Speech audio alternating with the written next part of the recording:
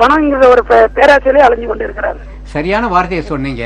இந்த பேராசை கூடாது அப்படிங்கிறது காந்தியோட கொள்கையில முக்கியமான விஷயம். அவர் என்ன சொன்னார், தேவைக்கு மேலே யார் வச்சிருக்காங்களோ அவங்களே திருடன் அப்படின்னு சொன்னார். அப்படி பார்க்கும் பொழுது நாட்டில் எந்த பக்கம் சுற்றி பார்த்தாலும் நம்ம திருடர்களை தான் பார்க்க வேண்டியிருக்கு. நம்மளே கண்ணாடியில் பார்த்தா கூட நம்மளே திருடர்கள் மாதிரி தெரியுது. ஏன்னா ரொம்ப அளவுக்கு அதிகமாக நம்ம பேராசைப்பட்டுக்கிட்டு இருக்கோம்.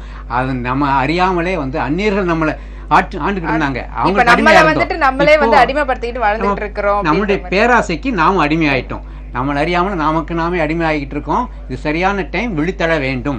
ஓகே, ரொம்பவே நன்றி கால் பண்ணதுக்கு. உங்களுடைய என்ன இப்ப மாத்தணும்னு நினைச்சதுக்கு கால் பண்ணி உங்களுடைய பதில சொன்னதுக்கு. நம்மளுடைய காந்தி தாத்தா பக்கத்துல இருக்கும் போது எனக்கு எக்கச்சக்கமான கேள்வி எல்லாம் இருக்கு. சோ உங்களுடைய தண்டி மார்ச் சத்தியாகிரக பத்தி எல்லாம் பேசுறதுக்கு முன்னாடி நம்ம நிகழ்ச்சியில ஒரு பாடல் பாத்துடலாமா தாத்தா? பார்க்கலாமே. ஓகே, எல்லாருக்காகவும் சூப்பரான பாடல். நம்மளுடைய இந்த காந்தி தாத்தா கிட்ட பேசிட்டு இருக்கோம். அது லைவ்ல ரொம்ப ஒரு சுதந்திர தாகத்தை ஏற்படுத்தின ஒரு பாடலை இப்ப நம்ம பார்த்தாச்சு. இப்ப நம்மளுடைய தாத்தா கிட்ட ஆல்ரெடி ஃபர்ஸ்ட் கேட்டிருந்தோம், தண்டி மார்ச் பத்தியும் சத்தியாகிரகத்தை பத்தியும் கேட்டிருந்தேன். ஸோ உங்களுக்கு அந்த டைம்ல அந்த மாதிரியான ஒரு மூமெண்ட் எடுக்கணும், இதுதான் நம்மளுக்கு ஒரு நல்ல ஒரு ரிசல்ட் கொடுக்கும் அப்படின்னு சொல்லிட்டு நினைச்சு அதை எடுத்தது காரணம் என்ன? காந்தியாவே நினைச்சு கேட்கறதுனால நான் காந்தியாவே பதில் சொல்றேன். இந்த தண்டி யாத்திரை எதுக்காக தண்டி யாத்திரை பண்ணோம்? அதாவது ஏழைகள் முதற்கொண்டு எல்லோரும் சாப்பிடக்கூடிய உணவுக்கு பயன்படுத்தக்கூடியது உப்பு. உப்பு இல்லாமல் சாப்பிட முடியாது. ஆனால் அந்த ஏழைகள் பயன்படுத்தக்கூடிய அந்த உப்புல ஆங்கிலேயர்கள் வரி விதிச்சாங்க. அது ஏழைகளை ரொம்ப உப்பு கூட இல்லாமல் நம்ம எப்படி சமைச்சு சாப்பிட முடியும்?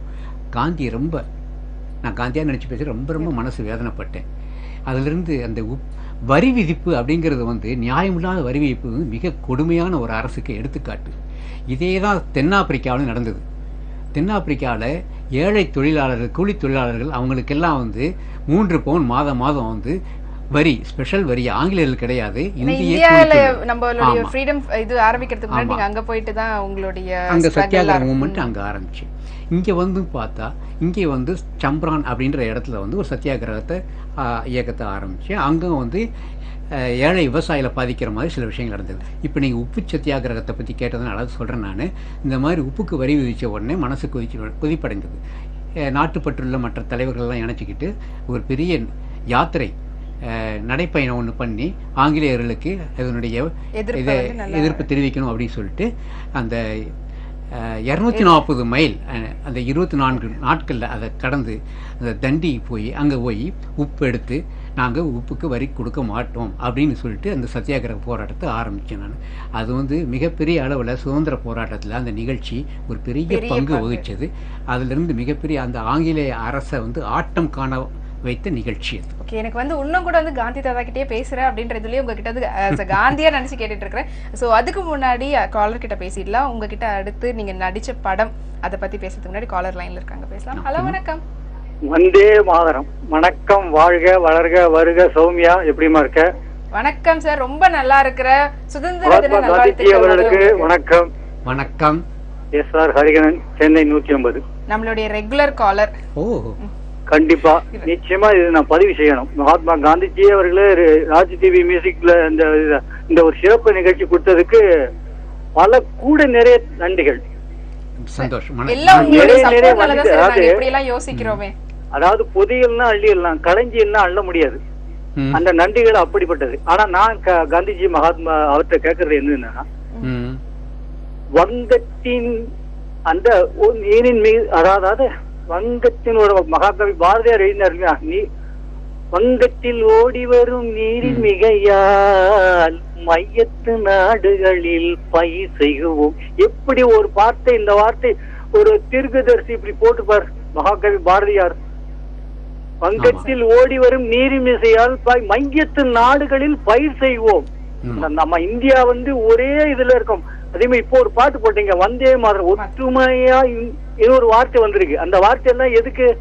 நம்ம இந்திய தேசத்துக்கு தான் நம்ம ஒற்றுமையா இருக்கணும். நம்ம இந்திய தேசத்தை பார்த்துதான் வெளிநாட்டுக்காரங்க ஆச்சரியப்படணும். அதுக்கு தான் அவன் அட்டாக் பண்ணிட்டு இருக்கான், வேற ஒண்ணும் இல்ல. இவங்க எல்லாம் ஒற்றுமையா இருந்தா நம்ம வாழ முடியாது. நம்ம அதாவது புண்ணிய பாரதின்னு பேருக்கு உங்களுக்கு தெரியும் கண்டிப்பா, மகாத்மா காந்திஜி அவர்களே புண்ணிய பாரதி. இந்த பாரதத்துல நம்ம பிறந்ததே மகா புண்ணியம். இன்னும் ஒரு பிறவி நமக்கு கிடைக்காது. இந்த பிறவியை நம்ம தக்க வைத்துக் கொள்ளமானா நிச்சயமா நம்ம இன்றைய இளைஞர்கள் அதாவது ஆகஸ்ட் 15 ஜனவரி 26ஆம் தேதி மட்டும்தான் சுதந்திர தினம் நினைச்சுக்கப்படாது. ஜனவரி 15 366 குடியரசு தினம். சுதந்திர தினம் வந்து ஆகஸ்ட் 15. ஆகஸ்ட் 15 ஜனவரி 26. ஆமா. அப்ப அந்த 2 நாள் மட்டும்தான் நம்ம சுதந்திரம் நினைக்கப்படாது. 365 நாள் நம்ம சுதந்திரத்தை நினைச்சுக்கிட்டே இருக்கணும்.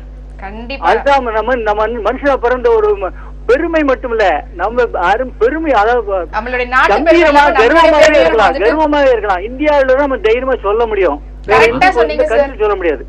ரொம்ப ரொம்ப நன்றி ஹரி சார். ரொம்ப அழகா உங்களுடைய வந்துட்டு நீங்க என்ன சொல்லணும்னு நினைச்சீங்களோ அதை அழகா பதிவு பண்ணீங்க. சௌமி அந்த பாட்டை அவர் கோட் பண்ணி சொன்னார் இல்லையா, அது இருந்து அவர் வந்து இந்தியாங்கிறது ஒரே நாடு, இந்தியன்றத போல பெருமையான விஷயம் கிடையாது அப்படிங்கிற நாட்டுப்பற்று உணர்வோடு அந்த பாட்டை ரசிச்சிருக்காரு.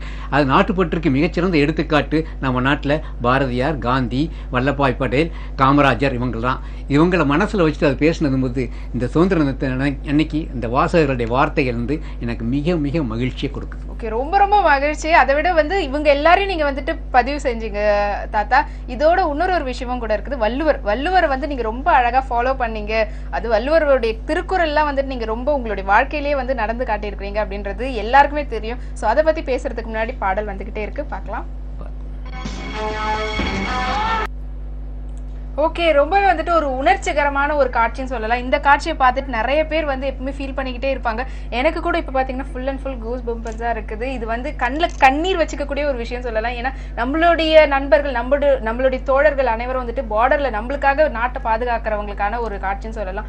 இப்போ கூட சுதந்திர தினத்தை இந்த டைம்ல கூட பார்டர்ல எல்லா இடத்துலயும் பாகிஸ்தான்காரவங்க வந்துட்டு சண்டை போட்டுட்டு தான் இருக்கிறாங்க. இன்னும் கூட அவங்க வந்து இந்த சுதந்திர தினத்தை சந்தோஷமா கொண்டாடுற நிலைமையில இல்ல, பனியிலையும் வெயிலையும் கஷ்டப்பட்டுக்கிட்டு நம்ம நாட்டை காப்பாற்றணும், நம்ம ஒருத்தவங்களுக்கும் பாதுகாப்பா இருக்கணும்னு இருக்கிறாங்க. ஸோ அவங்களுக்குலாம் முதல்ல நம்மளுடைய நன்றியை அவங்களுக்கு ஒரு பெரிய சல்யூட் பண்ணியே ஆகணும். ஸோ நம்மளுடைய நாட்டை முதல்ல விடுதலை கொடுத்த அந்த காந்திஜி நம்ம பக்கத்துல இருக்காரு. ஸோ அவரை பத்தி கேட்கறதுக்காக நான் ரொம்ப அவளோட இருக்கிறேன். அதே மாதிரி ஒருத்தர் வெயிட் பண்ணிக்கிட்டே இருக்கிறீங்க. நாம கேட்டதுக்கு அப்புறமா அடுத்த காலர் கிட்ட போகலாம். ஸோ உங்களுடைய தோற்றம் எல்லாமே வந்து அப்படியே நம்மளுடைய மகாத்மா மாதிரியே இருக்கிறதுனால நான் வந்து நம்மளுடைய மகாத்மா தான் இருக்கிறாரு அப்படின்ற மாதிரியே நான் பேசிட்டு இருக்கிறேன். இருந்தாலும் உங்களை பத்தி சொல்லுங்க தாத்தா. நீங்க நடிச்ச உங்களுடைய காந்திஜி படத்தை பத்தி சொல்லுங்களேன். எப்படி உங்களுக்கு வந்துட்டு அந்த வாய்ப்பு கிடைச்சது? எப்படி அது கேரக்டர் வந்து நீங்க இன்வால்வ் ஆனீங்க? கண்டிப்பா நேர்னு தெரிஞ்சுக்கிறது ரொம்ப ஆவலா இருப்பாங்க. அதனால கண்டிப்பா நான் சொல்லியே ஆகணும் இந்த தகவலை. நான் வந்து ஒரு நல்ல நடிப்பேன். பள்ளி கல்லூரிகள் நாடகங்களில் நிறைய பரிசுகள் வாங்கியிருக்கேன். ஆனால் அந்த நடிகன் ஆகணும் விருப்பம் இல்லை. திடீர்னு 1950 ஆண்டு நிறைவில் எனக்கு வந்து ஒரு சில வாய்ப்புகள் கிடைச்சது. டிவியில் சிலர் வந்து நீ கூப்பிட்டு போய் நடிக்க வச்சாங்க. நல்லா நடிச்சின்னு சொல்லிட்டு நிறையா நிகழ்ச்சிகள், நிறையா தொலைக்காட்சி தொடர்கள் எனக்கு அழைப்பு வந்து நடிக்க ஆரம்பிச்சு. அப்போது வந்து பாலகிருஷ்ணன் ஒருத்தர், அவர் வந்து கிங் மேக்கர் அப்படின்னு ஒரு சீரியல் காமராஜரை வச்சு எடுத்துக்கிட்டு இருந்தார். அப்போ அந்த கம்பெனிக்கு ஒருத்தர் கூப்பிட்டு போனார். என்னை பார்த்த உடனே டைரக்டர் வந்து நீங்கள் காந்தி மாதிரி இருக்கீங்க, காந்தியாக நடிங்களேன் அப்படின்னாரு. எனக்கு அதை விட அது பெரிய வாழ்க்கையின் பெரிய திருப்பு முனையாகவே அமைஞ்சு போச்சும்மா. அந்த ஒத்துக்கிட்டேன் நான். அப்புறமே ஒரே ஒரு சீன் அதில் வச்சுருந்தாங்க, காந்தி காமராஜ் சந்திக்கிற மாதிரி. ஆனால் என்னை நடிக்க வச்சு பார்த்தப்போ இந்த இயல்புகள், அந்த நடைமுறை பாவனைகள்லாம் ரொம்ப காந்தி க்ளோஸாக இருக்குது அப்படின்னு சொல்லிட்டு டைரக்டர் என்ன பண்ணார், அதை வந்து நிறைய சீன்ஸ் டெவலப் பண்ணி காந்தி அசோசினேஷனை கொண்டு போனார். இந்த யூனிட்டே ரொம்ப பிரமிப்பாக ரொம்ப காந்தி மாதிரியே பண்ணுறாரு அப்படின்னு சொல்லிட்டு இருந்தது. அது எனக்கு அப்புறம் அதுக்கு எனக்கு ரொம்ப எனக்கு பெருமை தரக்கூடிய ஒரு விஷயம். அப்புறம் வந்து அதை வந்து படமாக எடுத்தாங்க காமராஜ்னு சொல்லிட்டு. அதில் என்ன காந்தியாக நடிக்க வச்சார். அப்புறம் என்ன வச்சு ஒரு படம், காந்தி படமே தயாரிக்கணும் அப்படின்னு சொல்லிட்டு ஆசைப்பட்டு முதல்வர் மகாத்மா அப்படின்னு ஒரு படம் எடுத்தார். அது போன ஆண்டு சென்னையில் மட்டும் ஒரு 5 தேதியில் ரிலீஸ் ஆச்சுமா. இப்போ அடுத்து திரும்பவும் எல்லா தமிழ்நாடு முழுக்க ரிலீஸ் பண்ணுறோம். இப்போ இந்தி படம் அதே இது வெல்கம் பேக் காந்தி அப்படின்ற பேர்ல October 2 ரிலீஸ் ஆகுது. சூப்பர். காந்தி ஜெயந்தி அன்னைக்கு காந்திஜியோடைய வரலாறை பற்றி நம்ம தெரிஞ்சுக்க போறோம். உங்ககிட்ட நான் வந்து பாடலுக்கு முன்னாடி கேட்டிருந்தேன், உங்களுடைய ஒரு வள்ளுவர் பத்தி எல்லாம் சொல்லுங்க அப்படின்னு சொல்லிட்டு. அதுக்கு முன்னாடி நம்மளுடைய காலர் லைன்ல இருக்காங்க, அவங்க கிட்ட பேசிடலாம். ஹலோ வணக்கம் மேடம். வணக்கம், எப்படி இருக்கிறீங்க? சுதந்திர தின நல்வாழ்த்துக்கள். உங்களுடைய பெயர் சொல்லுங்க. உங்களுக்கும் சுதந்திர தின நல்வாழ்த்துக்கள். காந்தி தாத்தாக்கும் சுதந்திர தின நல்வாழ்த்துக்கள். காந்தி தாத்தாக்கு உங்க பேர் தெரியணுமா? அப்பதான் கூப்பிடுறதுக்கு வசதியா இருக்கும். மகாலட்சுமி வாரியங்காவில இருந்து பேசுறேங்க மேடம். ஓகே மகாலட்சுமி, உங்களுடைய இப்ப நடக்கக்கூடிய சுதந்திர தினம் எல்லாம் எப்படி இருக்கு? உங்களுக்கு நிறைய விஷயம் கேட்டு தெரிஞ்சுக்கணும்னு இருக்கோம்ல. ஃபர்ஸ்ட் எப்படி இருக்கு மேடம்? தெரிஞ்சுக்கோங்க காந்தி தாத்தா கிட்ட. சரிங்க மேடம், சொல்றேன் மேடம். சொல்லுங்க. 1947ஆம் ஆண்டு ஆகஸ்ட் 5ஆம் நாள் நமக்கு சுதந்திரம் கிடைச்சது. ஆமா.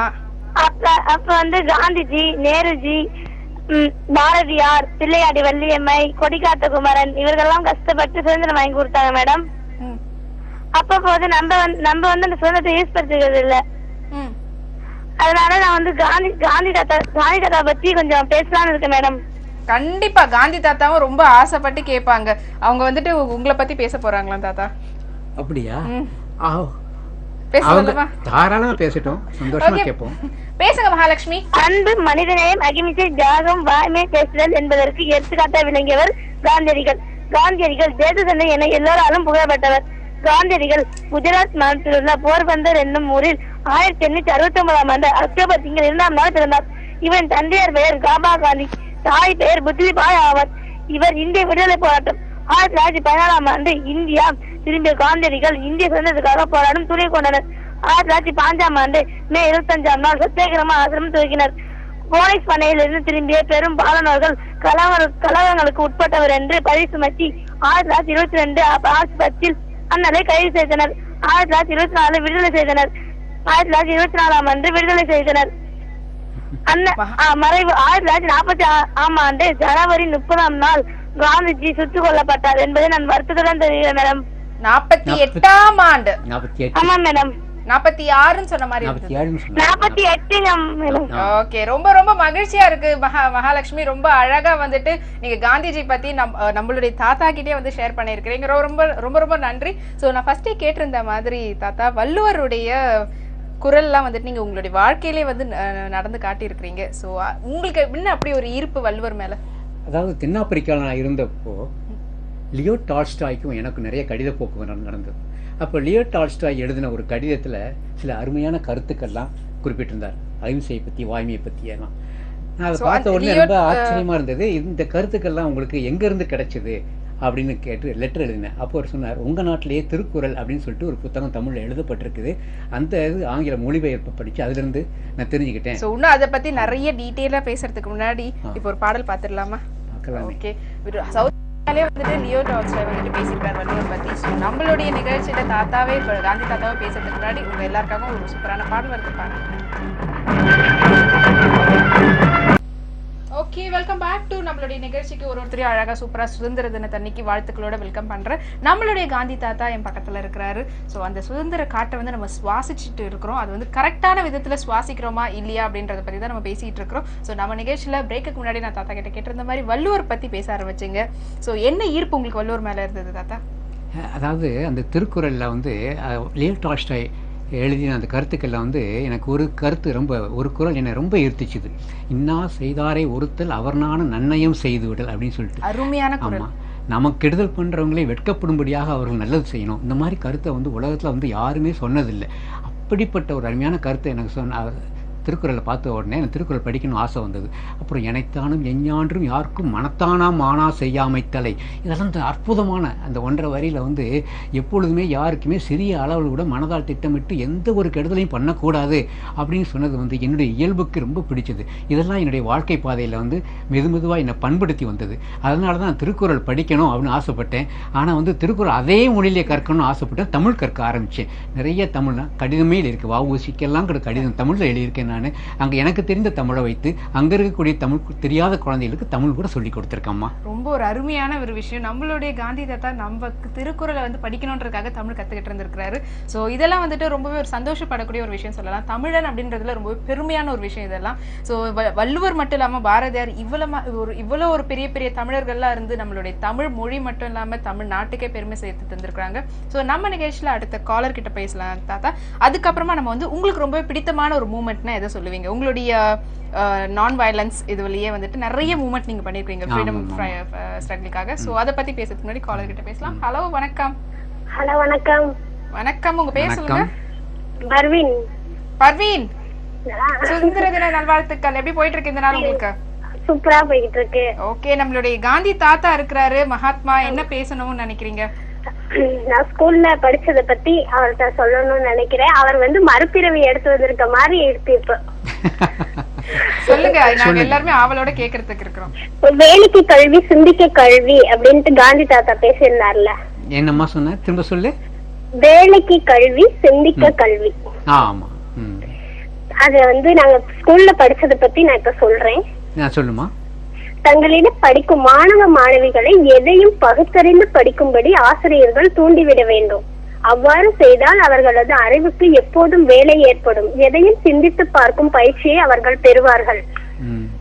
அதுக்கப்புறம் வந்து இது சமுதாய பாவங்கள் 7 காந்தியடிகள் சொல்லியிருந்தாங்க. சமுதாய பாவங்கள் அதுல வந்து கொள்கையற்ற அரசியல், உழைப்பற்ற செல்வம், நெறியற்ற வாணிபம், பண்பாடற்ற கல்வி, மனசாட்சியற்ற மகிழ்ச்சி, மனித நேயமற்ற அறிவியல், தியாகமற்ற வழிபாடு. இது 7மே சமுதாய பாவங்கள் அப்படின்ட்டு காந்தியடிகள் சொல்லியிருக்காங்க.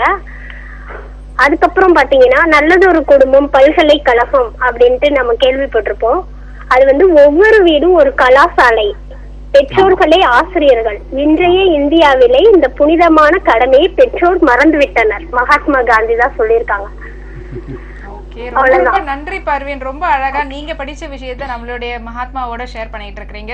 சோ நிறைய விஷயம் வந்துட்டு நீங்க சொன்னது வந்து மறுபடியும் ரிப்பீட் பண்ணி எல்லாரும் மனசுலயும் வந்துட்டு மறுபடியும் ஒரு ரெஜிஸ்டர் பண்ணிருக்காங்க. மனசு மகிழ்ச்சியா இருக்கு, சந்தோஷமா இருக்கு. அந்த சுதந்திர தினத்தை கேட்கறதுக்கு ரொம்ப சந்தோஷமா இருக்கு. ஓகே, உங்களுடைய மூமெண்ட்ல எது உங்களுக்கு ரொம்பவே அதிகமான ஒரு சந்தோஷத்தை கொடுத்தது, சாட்டிஸ்பாக்சன் கொடுத்தது? சந்தோஷம் கிடையாது, ஒவ்வொரு மூமெண்ட்டும் மனசு கொந்தளிப்போட தான் வந்து பண்ண ஆரம்பிச்சோம். அதனுடைய வெற்றி வந்து மன திருப்தியை கொடுத்தது, சந்தோஷத்தை கொடுத்ததுன்னு சொல்ல முடியாது. சந்தோஷம், உண்மையான சந்தோஷம் வந்து சுதந்திரம் கிடைச்சப்பதான். இதெல்லாம் படிப்படியா வளர்ந்து சுதந்திரம் கிடைச்சப்பதான்.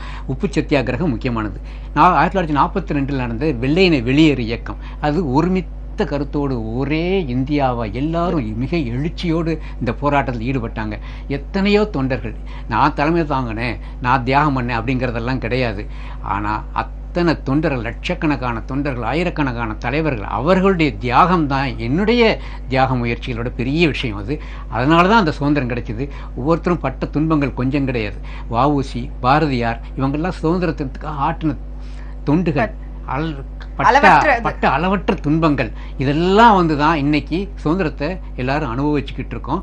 ஆனா அந்த சுதந்திரத்தை அவங்க எதிர்பார்த்தபடி ஒரு கட்டுப்பாடான சுதந்திரமா நம்ம வந்து காப்பாற்றி கொண்டு போனா அது அவங்க எதிர்பார்த்தபடி நல்ல நாடா இந்தியா இருக்கும். எதிர்கால இந்தியா ரொம்ப சிறப்பா இருக்கும். இன்னும் கொஞ்சம் திசை மாதிரி போய்கிட்டு இருக்கு.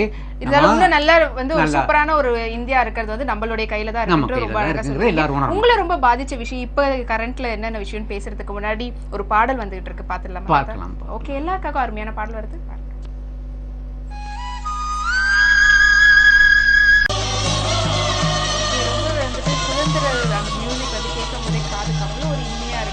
நம்ம நிகழ்ச்சியில வந்துட்டு தாத்தா கிட்ட ஆல்ரெடி கேட்ட மாதிரி அவரை ரொம்ப பாதிச்ச விஷயம் இப்ப கரண்ட் சிச்சுவேஷன்ல என்னன்னு சொல்லி கேட்டிருந்தோம். என்னதான் மகாத்மா மாதிரி இருக்கனால நம்ம மகாத்மானே சொல்லிட்டு இருக்கோம். இருந்தாலும் காந்தி கனகராஜ் அவர்கள் கிட்ட வந்துட்டு இப்ப கரண்ட் சிச்சுவேஷன்ல நீங்க பாதிச்ச விஷயம், ரொம்பவே கஷ்டப்படக்கூடிய ஒரு விஷயம் இந்த சிச்சுவேஷன்ல. தினந்தோறும் செய்தித்தாளை புரட்டினா மனதுக்கு மகிழ்ச்சியை தரதை விட மனதுக்கு கஷ்டப்படுத்துகிற மாதிரி விஷயங்கள் தான் நிறையா வந்திருக்குமா. என்கிட்ட ஒரு பழக்கம் இருக்குது. நம்மளால் வந்து நாட்டில் இப்போ இருக்கக்கூடிய தீமைகளை முழுசாக அகற்றி நாட்டை மாற்றுற அளவுக்கு அந்த சக்தி கிடையாது. ஏன்னா நான் மகாத்மா காந்தி மாதிரி இருக்குன்னு தவிர மகாத்மா காந்தி கிடையாது. நான் சொன்ன உடனே நாட்டு மக்கள் அனைவரும் என் பின்னாடி அணித்திரண்டு வரப்போகிறது கிடையாது. ஆனால் என்னுடைய ஆற்றாமையை நான் வந்து எப்படி நான் வந்து தீர்த்துக்கிறது, வெளிப்படுத்துறது என்னால் முடியல. அதனால் எனக்குள்ளே இருக்கக்கூடிய அந்த ஆற்றாமையை நான் வெளிப்படுத்துகிற மாதிரி நான் வந்து என்ன பண்ணுவேன், அந்த மனதை பாதிக்கக்கூடிய அந்த விஷயங்கள்லாம் அந்த பேப்பரை வந்து கட் பண்ணி மார்க் பண்ணி நானே கேட்கலாம். அந்த இது என்ன கையில் பேப்பர்லாம் வச்சுக்கிட்டு இருக்கிறீங்களே அப்படின்னு நிறையா, அதாவது இந்த மது கொடுமைகளால் தினந்தோறும் நாட்டில் நடக்கக்கூடிய அநியாயங்கள் ஏகப்பட்டது உங்களே தெரிஞ்சிருக்கும். இத்தனை சின்ன பெண் குழந்தைகளோட கற்பழிக்கப்படுறாங்க அப்படின்னு சொல்லிட்டு. அப்புறம் வந்து மது குடிச்சிட்டு ரொம்ப வேகமாக கார் ஓட்டிகிட்டு போனதுனால வந்து பிளாட்ஃபார்மில் தூங்கிட்டு இருந்த 2-3 பேரை சாகடிச்சிருக்காங்க. இது மாதிரி விஷயங்களும் வந்து நான் அப்பப்போ எடுத்து திரும்பி கூட படிப்பேன். ஏன்னு சொன்னால் இந்த கொடுமைகள் நடந்துக்கிட்டு இருக்குது அப்படிங்கிறத நானே மறந்துடக்கூடாது. ஒரு காலகட்டத்தில் வந்து இதுக்கு எதாவது பண்ணணும் அப்படின்ற உணர்வு எனக்கு ஏற்படுது. அதே மாதிரி இன்னொன்று பார்த்தீங்கன்னு சொன்னால், ஒரு வீட்டில் வந்து 220 சவரன் தங்க நகையை வந்து திருடியிருக்காங்க. 24 லட்சம். அது எனக்கு வந்து திருடலாம் அப்படின்றத விட எனக்கு என்னென்னா, ஒருத்தருக்கு 220 சவரன் நகை எதுக்கு, என்ன பண்ண போகிறாங்க, எனக்கு ஒன்றுமே புரியலை. எனக்கு புரியலை, என்னுடைய சிற்றறிவுக்கு புலப்படலை. அது மட்டும் கிடையாது, அந்த இதை டீப்பாக படித்து பார்த்தப்போ அந்த நகையை பறி கொடுத்தவர் சொல்லியிருக்காரு, நாங்கள் வந்து எல்லோரும் 1 மணிக்கு தான் படுக்க போவோம், நான் மொட்டை மாட்டில் படுத்திருப்பேன், காலைல 6 மணிக்குள்ள 3 தடவை நான் எழுந்திரிச்சு வந்து நான் பத்திரமா இருக்கான்னு பார்த்துட்டு தான் போவேன் அப்படின்னு சொல்லிட்டு பெருமையாக சொல்லியிருக்காரு. அதாவது எதுக்கு இந்த பேராசை, நிம்மதி இல்லாத தூக்கம். இப்போ எல்லாம் பார்த்தீங்கன்னா எனக்கு அந்த துன்பமே கிடையாது, என்கிட்ட அதெல்லாம் கிடையாது. அதனால் எனக்கு படுத்தேன்னா காலையில் நிம்மதியாக நிம்மதியாக தூங்குறேன். ஆனால் இவர் வந்து 1 மணிக்கு படுத்து 6 மணிக்குள்ளே வந்து 3 தடவை எழுந்திரிச்சு எல்லாம் செக் பண்ணி பார்க்குறான்னு சொன்னால் மனிதன் வந்து எங்கே போய்கிட்டு இருக்கான் அப்படின்னு புரியவே இல்லை. இது ஒன்று. அப்புறமேட்டு பார்த்தீங்கன்னா விவசாயிகளோட துன்பங்கள் தான் ரொம்ப போகுமா. இது ஒரு இது போட்டிருக்காங்க இந்த நியூஸில் வந்து சின்ன சின்ன விவசாயிகள் தான் தங்கள் நிலத்தை வித்துட்டு ஒர்க்கர்ஸாக போய் வேலை பார்க்க ஆரம்பிச்சுட்டு இருக்காங்க. நிறைய பேர் வந்துட்டு தற்கொலை பண்ணிக்கிட்டு தற்கொலை பண்ணி இறந்து போயிட்டு இருக்காங்க. இது அந்த முதல்வர் மகாத்மா படத்தில் வந்து டைரக்டர் ரொம்ப அருமையாக வெளிப்படுத்தியிருக்காரு. இதெல்லாம் அந்த படத்தோட தாக்கம் வந்து சமுதாயத்தில் இருக்கணும், அதுக்கப்புறம் ஒரு விழிப்புணர்வு ஏற்படுத்தணும். அந்த மாதிரியான அவங்க இறந்து போகிறது மட்டும் இல்லாம நம்மளுடைய நாட்டு நிலைமை வந்துட்டு அப்படியே போயிட்டே இருக்குதுன்னு சொல்லலாம். விவசாயம் தான் நம்மளுக்கு ஒரு பேக் போன் சொல்லலாம். விவசாயம் தான் பேக் போன். விவசாயிகள் தான் உயிர்நாடி. உலகம், அதாவது உலகமே வந்து அவர்கள் பின்னால் தான் போய்கிட்டு இருக்குது அப்படின்னு வள்ளுவரே சொல்லியிருக்காரு. அதனால் வள்ளுவர் சொன்ன அந்த கருத்துக்கு எதிராக நம்ம எதுவும் போயிடக்கூடாது. அதனால் வந்து யோசனை பண்ணி திருக்குறள் அடிப்படையில் வந்து காந்தியோட சத்தியசோதனை அடிப்படையில் ஒரு நாடு போகணும்னு ஆசைப்பட்றேன். அதுக்கப்புறமேல பார்த்தீங்கன்னு சொன்ன தீண்டாமை கொடுமை, அதாவது ஜாதியை போல சாபக்கேடு நம்ம நாட்டுக்கு எதுவுமே கிடையாது. நான் ஒன்று சொல்லிடுறேன் சௌமியா, எனக்கு ஒரு கருத்து இருக்குது. நானும் ஜாதியை ஆதரிக்கிறேன். எப்படியாருன்னா 2 ஜாதி தான். ஒன்று ஜாதி இருக்குன்னு சொல்கிறவங்கெல்லாம் ஒரு ஜாதி, ஜாதி இல்லைன்னு சொல்கிறவங்கெல்லாம் ஒரு ஜாதி. எனக்கு இன்னும் கூட ஆழமாக நான் யார் மனசை புண்படுத்துன்னு சொல்லலை, என்னுடைய கருத்தை பதிவு பண்ண விரும்புகிறேன். அதாவது ஜாதி இல்லைன்னு சொல்கிறவங்கெல்லாம் உயர்ந்த ஜாதி, ஜாதி இருக்குது அப்படின்னு சொல்கிறவங்கெல்லாம் அடுத்த கீழ் ஜாதி அப்படிங்கிற கருத்தை எனக்கு எந்த தாக்குதல் வந்தாலும் பரவாயில்ல. 21st நம்ம செஞ்சுரியில இருந்தாலும் இன்னமும் வந்துட்டு அந்த உள்ளுக்குள்ள இருக்கக்கூடிய அந்த வக்கரமான ஒரு ஜாதி அடிப்படையில ஒருத்தவங்களை பிரிச்சு பாக்குறதுன்றது ரொம்ப ஒரு கொடுமையான ஒரு தீண்டாமை ஒளின்னு சொல்லிடு. ஜாதி ஒழிஞ்சாதான் தீண்டாமை ஒழியும். ஜாதி இருக்கக்கூடாது. ஜாதி இல்லாமல் போச்சுன்னா தீண்டாமை இருக்காது. அதனால தீண்டாமை தனி பிரச்சனையாக பார்க்காம ஜாதி அப்படின்னு ஒட்டுமொத்தமாக பார்த்து ஜாதி இல்லை அப்படின்ற ஒரு பெரிய சமுதாயத்தை, ஒரு புனிதமான அந்த காலகட்டத்தை இந்தியா சென்று அடையணும். இன்னைக்கு இல்லாட்டில் இன்னும் 100 வருஷம் 200 வருஷம் கழிச்சாரு அப்படிங்கிறது. ஆனால் ஜாதி பற்றி ஜாதி வரையும் வேதனைப்பட வேண்டிய விஷயம். நாளுக்கு நாள் வந்து ஜாதி வரி அதிகமாயிட்டு வருது தவிர குறையல. இது எங்கே போய் முடிய போகுது? இந்த இந்தியா வந்து ஒரே இந்தியாவா, 100 இந்தியாவா, 1000 இந்தியாவா எனக்கு புரியலமா. நம்மளுடைய வந்துட்டு அவர் வந்து ரொம்ப பாதிச்ச விஷயத்தெல்லாம் ஒன்னொன்னு சேகரிச்சு வச்சு நம்மளோட ஷேர் பண்ணாரு. மகாத்மா காந்தி தோற்றத்தில் இருக்கக்கூடிய நம்மளுடைய காந்தி கனகராஜ் அவர்கள். நம்மளுடைய நிகழ்ச்சியில் அடுத்த காலர் கிட்ட பேசிடலாமா தாத்தா? பேசலாமா? ஹலோ ஹலோ மேடம், வணக்கம். எப்படி இருக்கிறீங்க? உங்க பெயர்? மேடம் மகாத்மா ஜானகிராமன். ஓகே, சொல்லுங்க சார். சுதந்திர தின காந்தி பணியாற்றி வருகிறேன். ஓகே மேடம், சார் கிட்ட ஒரு சின்ன ஒரு இது சொன்னோம். என்ன கேட்டா, இப்ப வந்து இந்த இனிய சுதந்திர திருநாள்ல சார் சொல்லுங்க, நீங்களே டைரக்டா சொல்லுங்க. உங்களுடைய ரொம்பவே கூடவே கொஞ்சம் நிறுத்தி சத்தமா சொல்லுங்க. ஐயா வணக்கம். வணக்கம் ஜானகிராமன் ஐயா. இப்ப வந்து இந்த காலத்து இளைஞர்கள் வந்து ஒரு முற்றுப்புள்ளி மாதிரி வைக்கிறதுக்கு நீங்க மாரல் அகாடமின்னு ஆரம்பிச்சிருக்கீங்க, மகாத்மாஜி மாரல் அகாடமின்னு. நான் வந்து அதை சில கூட்டங்கள் இன்னைக்கு காலையில் கூட ஒரு பள்ளிக்கூடத்தில் கொடியேற்றி வச்சு இதை பற்றி சொல்லிட்டு வந்திருக்கேன். மகாத்மா காந்தி மாரல் அகாடமி ஒன்று ஸ்டார்ட் பண்ண போகிறேன். நாட்டில் இருக்க அத்தனை கொடுமைகளுக்கும் ஒரு ஆரம்ப கட்டமாக தீர்வாக இருக்கணும் அப்படின்ற அதில் வந்து அதை வந்து, அதாவது மக்கள்கிட்ட நிறைய தவறுகள் இருக்குது. சும்மா அரசாங்கத்தையும் அதிகாரிகளையுமே நம்ம குறை சொல்லிக்கிட்டு இருக்குமே தவிர அவங்க என்னதான் பண்ணுவாங்க? மக்கள் வந்து ஒவ்வொருத்தரும் மாற ஆரம்பிச்சாங்கன்னா ஆட்டோமேட்டிக், அதாவது நம்மளுடைய வந்துட்டு அடிப்படையான ஒரு ரெஸ்பெக்ட், நம்ம என்ன செய்யணும், நம்மளுடைய கடமையை வந்துட்டு முதல்ல மறந்துடுறோம். வள்ளுவர் அதேமா சொல்லியிருக்காரு, ஏதிலார் குற்றம் போல் தம் குற்றம் காண்கின் பின் தீதுண்டோ மண்ணும் இருக்குன்னு சொன்னார். மற்றவங்களையே குறை சொல்லிட்டு இருக்குமே தவிர நம்ம எங்க நல்லவங்கள நல்லா நடந்துக்கிறோம். அதனால நம்ம முதல்ல சரியாயிட்டோம்னு சொன்னா எல்லா குறையும் சரியாயிடும். நம்ம குறைகளை பார்க்குறோம், அதிகாரியில் சொல்றோம், அதிகாரியில் அரசாங்கத்தை சொல்லுது, அரசாங்கம் ஒரு கமிட்டி நியமிச்சு அதை தீர்க்கிறதுக்கான பாடுபடுது. ஆனா அதெல்லாம் எடுத்த உடனே வந்துட்டு நம்மளுடைய கடமைகளை வந்து கரெக்டா செஞ்சோம்னா எந்த ஒரு பாதிப்பும் வராது. அதனால ஜானகிராமன், உங்களுடைய உணர்வுகளுக்கு நன்றி, கருத்துக்களுக்கு நன்றி. நிச்சயமா உங்களுடைய உணர்வுல போல் நிறைய பேருக்கு அந்த உணர்வுகள் இருக்குது. நிச்சயமா ஒளிமயமான இந்தியாவை நோக்கி செல்வோம் அப்படின்ற நம்பிக்கை வந்து இந்த வயதுல கூட எனக்கு இருக்குது. அதனால இளைஞர்கள் உங்களுக்கு நிச்சயமா அந்த நம்பிக்கை இருக்கு. ரொம்ப நன்றி கால் பண்ணதுக்கு. எல்லாருக்காகவும் அருமையான பாடல் வந்துகிட்டே இருக்கு தாத்தா, பார்க்கலாமா? பார்க்கலாமே. ஓகே, சூப்பரான பாடல் வந்து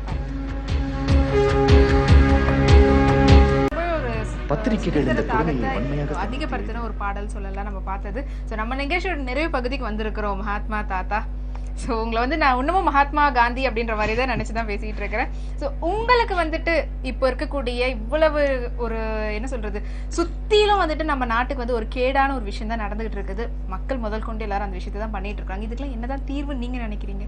தீர்வு இருக்குமா? ஆனால் தீர்வு இருக்குன்னு நம்பணும். நான் நம்புகிறேன். அதாவது தனிப்பட்ட வாழ்க்கையிலையும் சரி, சமுதாயத்திலையும் சரி, நாட்டில் நடக்கிற எல்லா பிரச்சனைகளுக்கும் தீர்வு இருக்குது.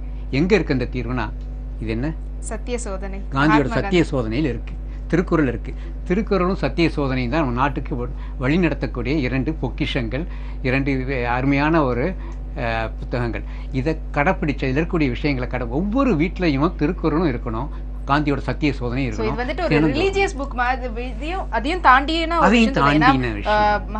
பகவத்கீதா, அப்புறமா பைபிள், குரான், இது எப்படி வந்துட்டு ஒரு ரிலிஜியஸ் ரிலேட்டடான விஷயம்லாம் வீட்டுல இருக்குதோ அதே மாதிரி அதையும் தாண்டி ஒரு இந்தியன் அவங்களுடைய வீட்லயும் வந்துட்டு திருக்குறளும் சத்திய சோதனை புக்கும் கண்டிப்பா இருக்கணுமா. நான் நிறைய படிச்சு அண்டர்லைன் பண்ணி வைப்பேன், திரும்ப திரும்ப படிப்பேன். இதை நீ ரொம்ப பண்படுத்தி இருக்குது. நம்ம எல்லாருமே மகாத்மாவா மாற முடியும். மனிதன் மகாத்மாக மாறுவதற்காக எழுதப்பட்டதுதான் திருக்குறள். அது தெரிந்தோ தெரியாமலோ காந்தி கடைபிடித்தார். அவர் மகாத்மாவாக இருந்தார். எல்லாருமே மகாத்மா வாழணும், உயரணும் அப்படின்னு ஆசைப்படணும். அப்படி ஆசைப்படுவோம். ஓரளவுக்கு 10% காந்திய அச்சீவ்மெண்ட் நம்ம பண்ணால் நாடு ரொம்ப அருமையான. அருமையா சொன்னீங்க. வள்ளுவர் எழுதின திருக்குறள் வச்சுதான் மகாத்மா வந்துட்டு ஃபாலோ பண்ணாரு. அதன்படி நடந்தாரு. வள்ளுவர் சொன்னார், இவர் காரியம் செய்து காட்டினாரு. உங்களுக்கு வந்து இப்ப இருக்கக்கூடிய கரண்ட் சிச்சுவேஷனுக்கு ஒரு கரெக்டான ஒரு குறள் எல்லாரும் ஃபாலோ பண்ணணும்னா எந்த குறள் வந்து சொல்லுங்க? 1330 குறள் அருமையான குறள். அருமையான குறள், ரொம்பவே ஹைலைட் பண்ணக்கூடிய ஒரு குறள். பிறப்புக்கும் எல்லாவும் இருக்கும். அதாவது எல்லாருமே வந்து பிறப்பால் ஒன்றானவர்களே அப்படின்னு சொல்லிட்டு அந்த குறள் ரொம்ப எனக்கு பிடிக்கும். இன்னொரு குறள் வந்து இந்த பகிர்தல், அது வந்து எல்லாருமே வந்து பகிர்ந்துக்கிறணும் அப்படின்னு, ஏழை பணக்கார வித்தியாசம்லாம் இருக்கணும். அது மாதிரியான ஒரு திருக்குறள் இருக்குது. அப்புறமேல் நம்ம சம்பாதிக்கிறதெல்லாம் வந்து நம்மளே அனுபவிக்கிறதுக்காக கிடையாது, முயற்சி செய்து ஈட்டக்கூடிய பொருள் கூட மற்றவர்களுடைய நன்மைகளுக்காக போகணும் அப்படிங்கிறது தான். தாளாட்டி தந்த பொருளெல்லாம் தக்கார்க்கு வேளாண்மை செய்தற் பொருட்டு அப்படின்னார் வள்ளுவர். நம்ம முயற்சி செய்து ஈட்டிய பொருள்கள் எதுக்காக முயற்சி செய்து பொருள் பணம்லாம் ஈட்டுறோம்னு சொன்னால் அது தகுந்தவர்களுக்கு கொடுத்து உதவுவதற்காகத்தான் அப்படின்னு சொல்கிறாரு.